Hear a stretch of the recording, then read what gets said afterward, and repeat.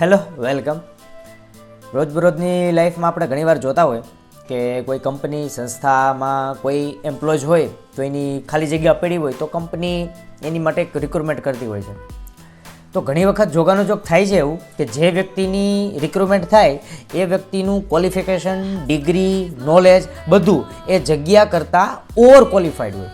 જેમ કે માની લો કે કોઈ વ્યક્તિ છે એની પાસે નોલેજ, સ્કિલ, ડિગ્રી બધું પ્રોફેસર લેવલનું છે, પણ માની લો કે કોઈ કારણોસર મજબૂરી વશાત કે સોશિયલી, ઇકોનોમિકલી કોઈ પણ કારણોસર, ફાઇનાન્શિયલી એને પ્રાઇમરી લેવલની જોબ કરવી પડે છે. માની લો કોઈ વ્યક્તિએ છે યુપીએસસી, જીપીએસસીની તૈયારી કરી છે, ખરેખર એ લાયક છે યુપીએસસી, જીપીએસસી, પણ કોઈ કારણોસર એને ત્યાં નથી જોબ મળી, તો એ માની લો કે બહુ નીચલી પાયરીએ જોબ કરે, ક્લાસ 3ની એને જોબ કરવી પડે છે. માની લો કોઈ મેનેજર કક્ષાનો વ્યક્તિ છે, એની પાસે નોલેજ બી છે, સ્કિલ બી છે, ડિગ્રી બી છે, પણ માની લો કે કોઈ કારણોસર એને તે જોબ નથી મળતી, તો એને કદાચ નીચલી પાયરીની કેશિયર જેવી બી જોબ કરવી પડે. આ સંજોગોમાં થાય એવું કે જેટલા સમય સુધી પણ એ વ્યક્તિ એ પોસ્ટ ઉપર છે ને એ ક્યારેય દિલ ખોલીને કે નિષ્ઠાથી એ જોબ નહીં કરે. હંમેશા ક્યાંક ને ક્યાંક એની જોબમાં બેઈમાની રહેશે અને જ્યારે બી એને તક મળશે એ ત્યાંથી એ નીકળવાનો પ્રયત્ન કરશે. તો કદાચ મને એવો વિચાર એવો કે જે રિક્રુટમેન્ટ કમિટી હોય, કોઈ પણ જગ્યાએ રિક્રુટમેન્ટ કમિટી હોય, એને ખાસ એક મુદ્દો એ નોંધવો જોઈએ કે જે વ્યક્તિની એ રિક્રુટમેન્ટ કરી રહ્યા છે એ વ્યક્તિએ એ જ પોસ્ટ માટેની તૈયારી કરી છે કે નહીં.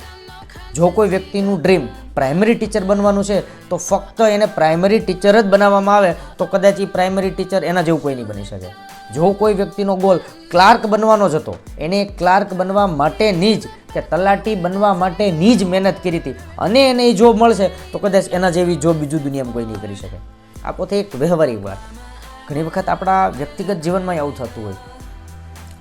માની લો કે કોઈના મેરેજ, સગાઈમાં કોઈને ખૂબ જ સુંદર બ્યુટીફુલ વાઇફ મળી જાય, કોઈ ખૂબ જ હેન્ડસમ વ્યક્તિ મળી જાય, કોઈ પૈસાવાળો વ્યક્તિ મળી જાય, ખૂબ જ ભણેલો ગણેલો વ્યક્તિ મળી જાય, તો આપણે હરખાઈ જતા હોય કે ભાઈ મને આવું વ્યક્તિ મળી ગયું. તો એ બાબતે ઘણી વખત થોડાક ઊંડા ઉતરીને ચેક કરવું જોઈએ કે એ વ્યક્તિ જે તમારા જીવનમાં આવ્યું છે એ કોઈ મજબૂરીને કારણે તો નથી આવ્યું ને, એ ફક્ત તમારા પૈસા કે તમારી ડિગ્રી જોઈને તો તમારી પાસે નથી આવ્યું ને, કે તમારી કોઈ આર્થિક પરિસ્થિતિ કે તમારું સોશિયલ બેકગ્રાઉન્ડ જોઈને તો નથી આવ્યું ને, એ ખરેખર તમને જોઈને જ આવ્યું હતું ને. જેમ કેમ ઓલા પ્રાઇમરી ટીચર્સ હોય તો એને તૈયારી બી પ્રાઇમરીની કરી છે અને એને જો જોબ બી પ્રાઇમરીની કરવા મળે તો જ એ વ્યક્તિ ખરેખર પ્રાઇમરીને લાયક ગણે.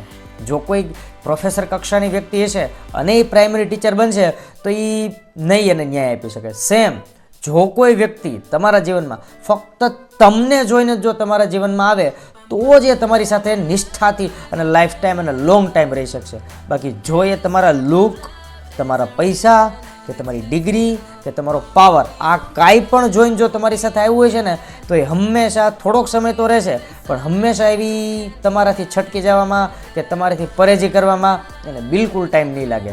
એટલે ધ્યાન રાખજો, જીવનમાં કોઈ વ્યક્તિની એન્ટ્રી થાય તો એ તમારા માટે ઓવર ક્વોલિફાઈડ તો નથી ને, એ ખાસ ધ્યાન રાખજો.